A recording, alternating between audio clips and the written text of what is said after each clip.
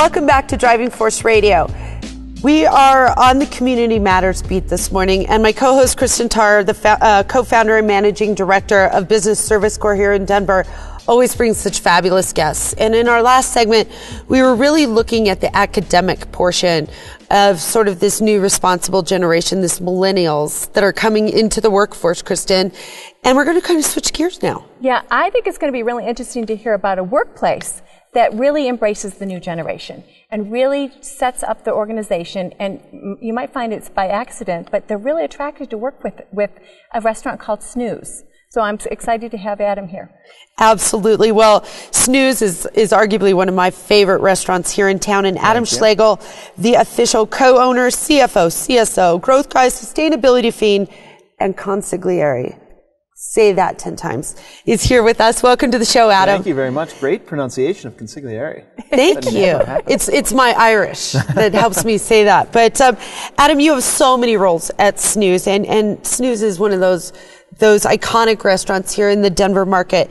Tell us a little bit about Snooze and the restaurant's beginnings and sort of that foundation of the organization. Sure. So we started back in April of 2006, and so this was my brother John's idea and creation. I would like to take credit for it, but I feel like I'm under oath right now, so I won't. John came up with this. He's been in the restaurant and hospitality business kind of since he knew what he wanted to do in life. One of those fortunate people that just knew from the beginning. Sure. And so this was an iteration of him being in the hospitality business, but also wanting to try to build a work-life balance into it. How do you stay in hospitality and have so much fun, but have a quality of life where you could, coach your kid's soccer team or go to happy hour or go for a run at the park and still do it. And we just started to see that this breakfast trend was starting to pop up in some really great culinary cities around the U.S. and really the world. And so we just thought this was a great opportunity. And Denver is our home. We were born and raised here. And so it was a perfect opportunity to kind of jump ship.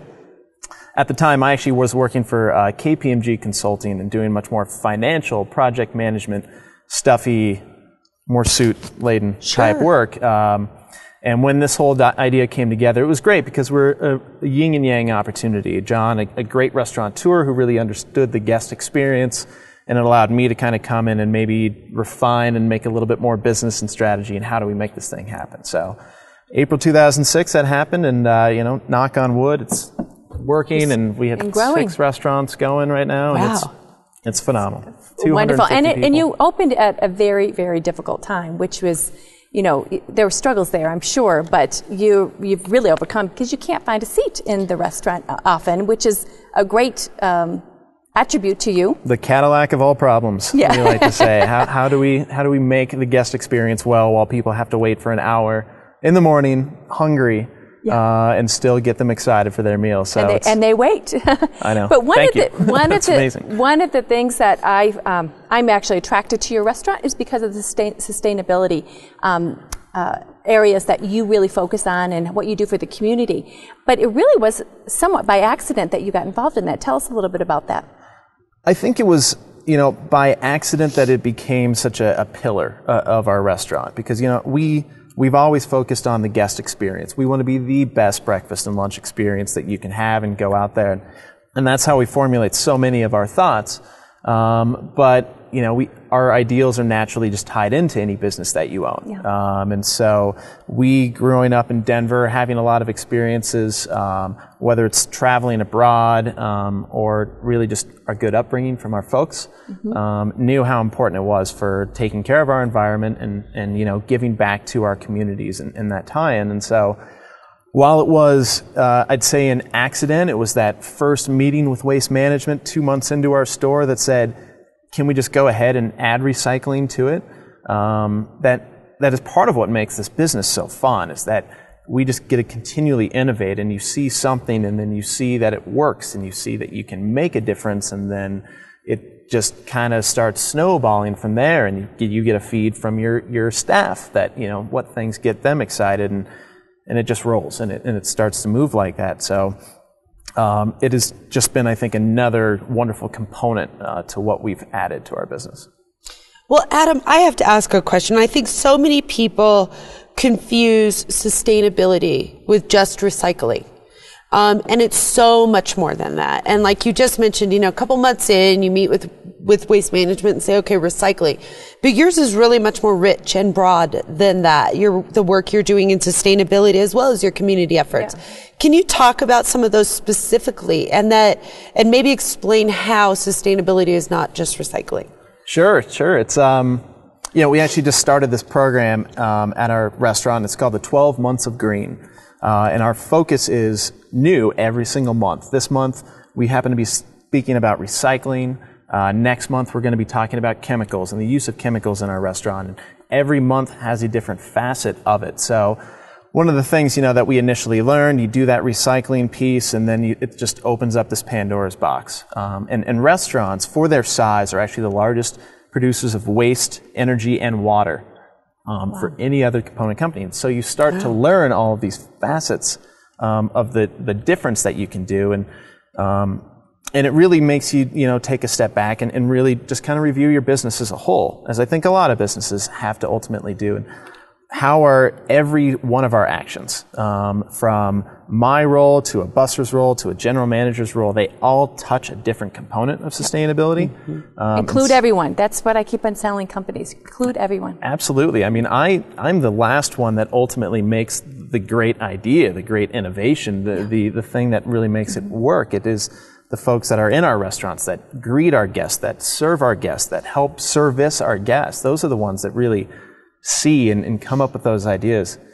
I honestly think that that's a lot of the world of sustainability. It's not necessarily the ones that are so focused on sustainability that are coming up with these revolutionary ideas. It's kind of juggernauting those folks, the ones that aren't into it, to have that light bulb go off and say, well, what about this? Wouldn't that kind of make sense to maybe tweak this, change a toilet to a dual flush? Like, can we do that? Can we get rid of saran wrap? Things I'm like, oh, that's brilliant. Yeah. You have such a brilliant, non-sustainable mind. Yeah, and then one of we talked earlier about the composting, that you did that, and it influences others in your organization to do the same at home. Absolutely, yeah. We, commercial composting or residential composting, unfortunately, isn't here right now, and hopefully will come, but that's one of the benefits that we actually do, is we pay for composting, but we encourage folks to bring their composting in from their homes.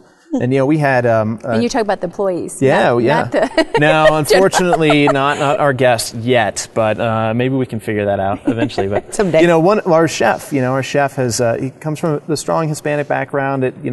Recycling is not really something that was involved in his family, let alone composting. And we had a training class, and everybody was going around and saying, "Does this affect you? And are you getting it?" And he basically was just like, "You realize that I bring my compost in every week into here." And so now he's got his family of 6, and they're all working towards it, and they're all composting, and his kids are certainly teaching him more than he ever knew on it. And now that they get that, and just that light bulb, again, when that kind of goes off for a family or someone to say this is composting that can affect that. Yeah. It makes a difference. Yeah, and one of the other things I'd love for you to touch on is buying local. When you you Google restaurants in Denver that buy local or restaurants that are sustainability, your restaurant comes up often. Just talk a little bit about that local purchase of and supporting the local farms. Sure, absolutely. We have, there's 4 criteria really when it comes to us buying food. The first one is taste. It's all paramount about taste. And then the second one is really responsible. It used to be the word organic easily slipped in there, but now that doesn't necessarily always mean it. But it's really, do we know the farmer? Do we know the process? Do we know where it comes from? The third one is local for us. And so again, we'll say responsible before local because unfortunately they don't always collide. But when they do collide, that's the perfect kind of product for us. The fourth one is price.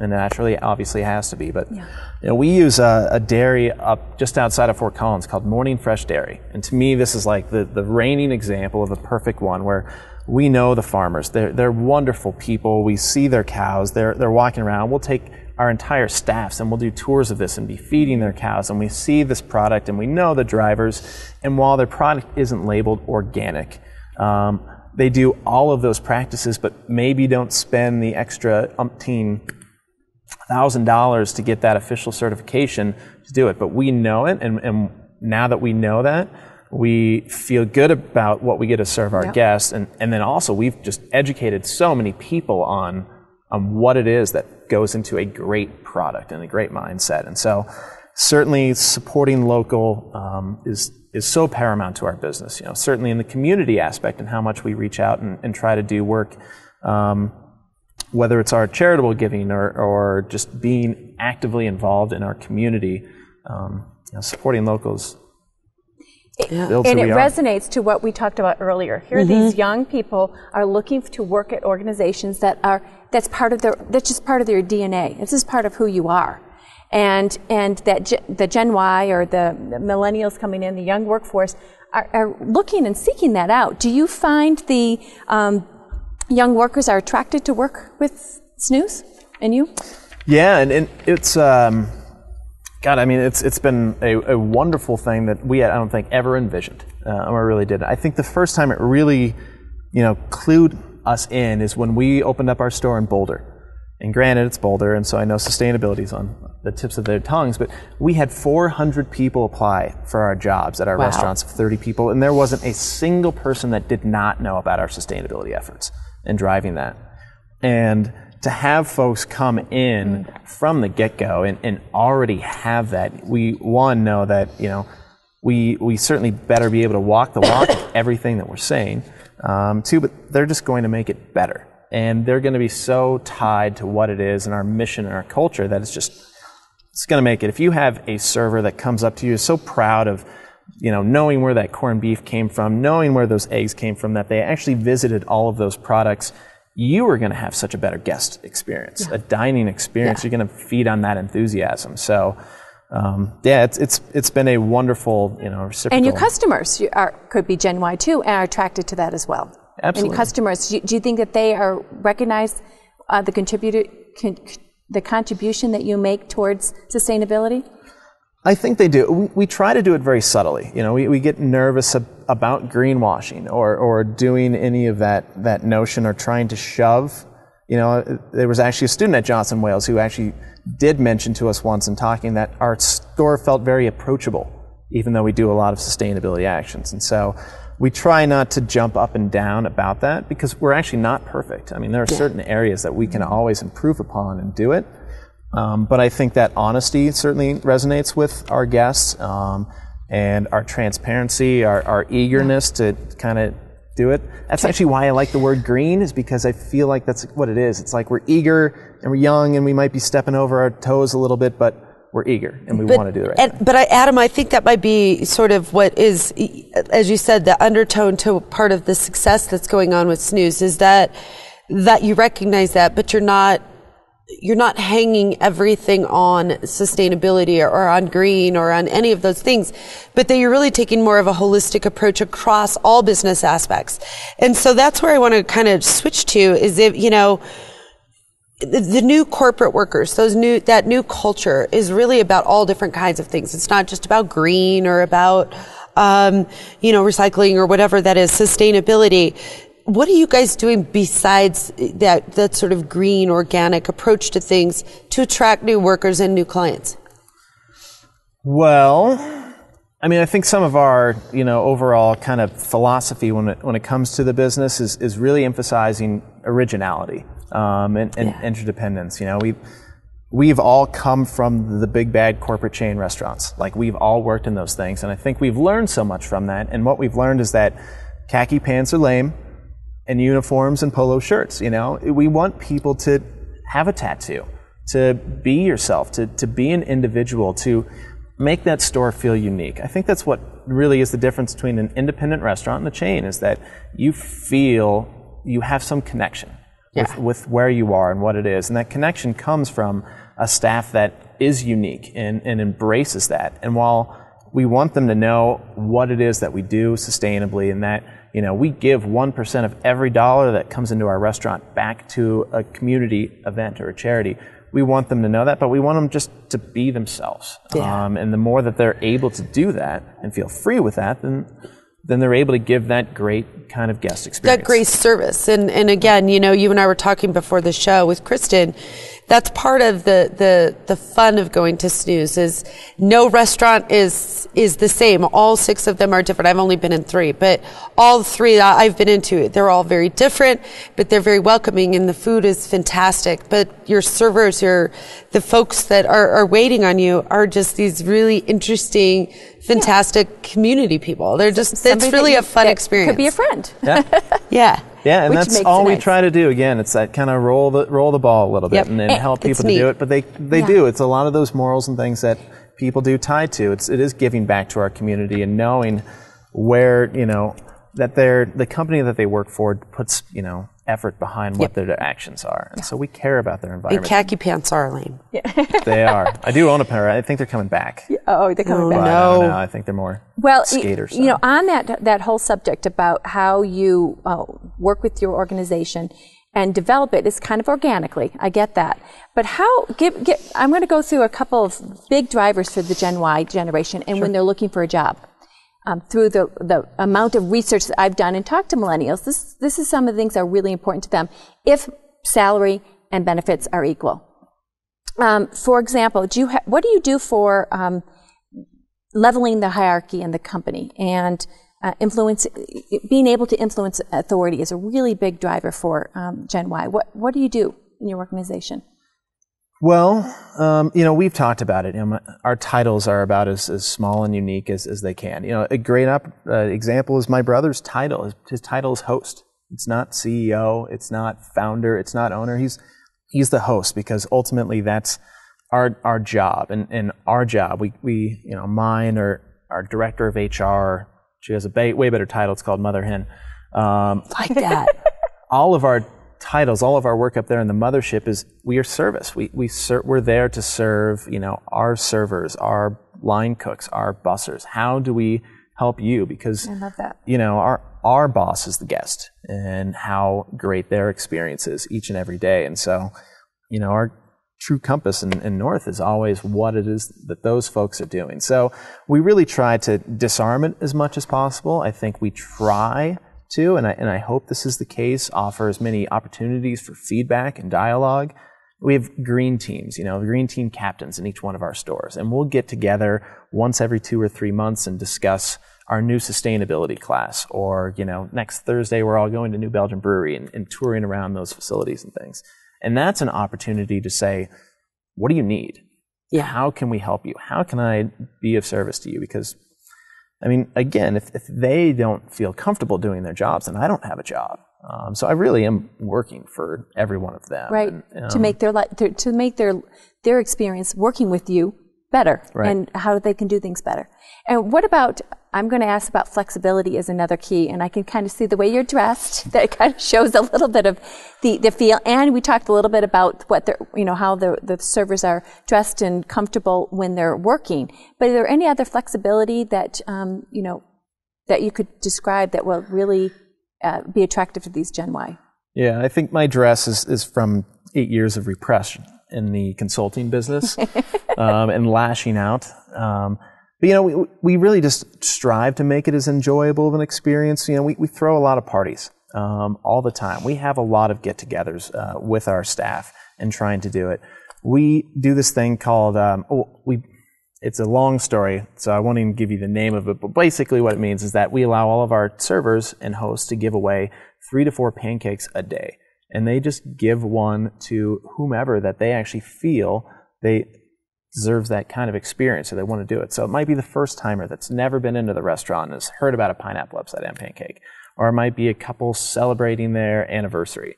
Or, someone that brought in their folks from out of town. And so all of those are just kind of opportunities, I think, for folks to really just go out there and show it and have that kind of above and beyond. One of the things I think is really important to the Gen Y as well is really having a purpose to what they're doing. And do you think your sustainability and the 12 months of what was it called? 12 months of green. 12 months of green gives them purpose. Do you think that that's an example of something that would be purposeful and that they can all buy in on? Yeah, I think they get to wake up each morning and know that their company is doing everything that they can to divert from a landfill. And this, again, I think this is a generation that that just knows it. It's not a question of whether or not this is man-made, human-made, whatever. It's just, they've always learned it and they've known it. And so for them to have to go into a workplace and not be able to do just the normal function of put trash where it belongs or proper waste management is insulting, to them, and it's degrading. And so to give those simple opportunities for folks just to act and do things in the right fashion, and then to also allow them to give as much feedback to continually make it better, is kind of a no-brainer, I guess, when it comes to doing those aspects. And on that, I hear a lot when I go out to corporations, large corporations, and they're frustrated with this young worker. They don't work hard, they're not very genuine, that they're lazy, that they don't dress very, and they have tattoos. Do you think they're good workers? Yeah, I think I'm kind of somehow smacked in the middle of this Gen X and Gen Y, so I feel like I can, at least relate to it a little bit more in that, again, I worked in this consulting corporate world for a while, and I think that is a little bit of the difference is I put up with it, and I just did it, and I kind of put my nose to the grindstone kind of thing and work hard, but I also think the Gen Y in me ultimately is just like, I don't have to do that. I don't want to do that. That ultimately it's so much more important that I care before I climb a ladder, that I can actually give back and know that my work and efforts are being heard and being resonated. And I think that's actually the beautiful thing about the Gen Y is that they refuse to adhere to what my original generation kind of did, or really what my parents would have done, that is accept it and, have that normal acceptance. But that's where innovation starts. Absolutely. I mean, that's one of the cornerstones of our restaurants and why these practices are so great. In sustainability, we attract more guests. We attract better people working for us. We save money. I mean, these are no-brainer things, but I think innovation is really one of the biggest components of it. Is we constantly get to improve. We constantly get to evolve. And if we just said no, and we don't want to hear about sustainability or ways to improve your business, that's really all they are. So, Adam, obviously you're very passionate about this and very passionate about where you're going. Where do you hope to take Snooze in the future? What's next? What's on the agenda? Oh, it's a big agenda. But, I think the biggest piece for us is that, we want to grow independent restaurants. We want to continue that feel. People are the most important aspect of our business. And so as long as we can always attract and work with great people who really believe in kind of our moral compass of where it can go, I don't know. I don't think we have to be too boundless.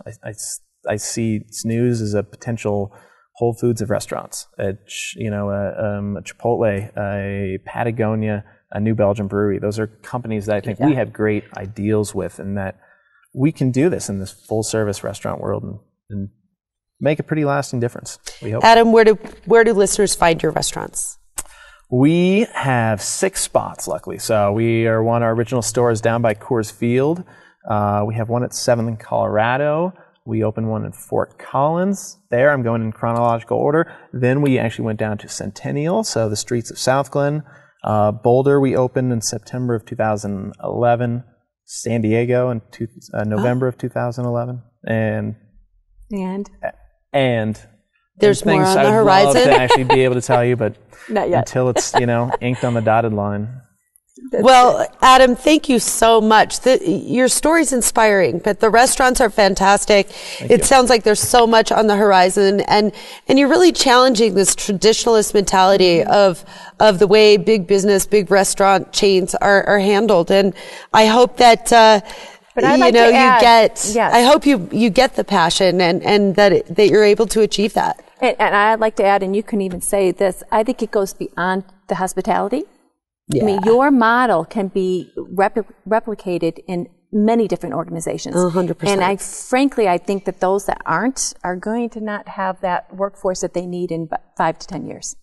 We think of it as a long-term approach to business. It is the people, planet, profit mentality, and how do we act today to make tomorrow as good, if not better. And to do that, you need to have all of those facets tied down. And if you do it, then and you have a true purpose of why you're out there actually doing it, hopefully, knock on wood, it works. Adam, where can people learn more about Snooze Eatery? SnoozeEatery.com is a great place. I hear Facebook's a wonderful thing for Gen Ys. It's probably best just to go to the restaurant. Okay. Go to the restaurant, eat some food, talk to the staff, and learn as much as possible. So SnoozeEatery.com. Go to Facebook and look up Snooze Eatery, or just go in. They have 6 restaurants around the country. Go in and check out Snooze. Cristin, thank you so much for bringing Adam. Adam, thanks for being here. Thank you. I appreciate it. Cristin, always so much fun to be with you. Yep. Thank you very much. How can listeners learn more about Business Service Corps and the fantastic work that you are doing trying to link business and social organizations together to create better change and better community? BusinessServiceCorps.com. That's BusinessServiceCorps.com. Everyone, thank you so much. Take advantage of Snooze Eatery. Take advantage of the work that Johnson & Wales are doing, and really know that community does matter. Thanks for joining us, and have a great weekend.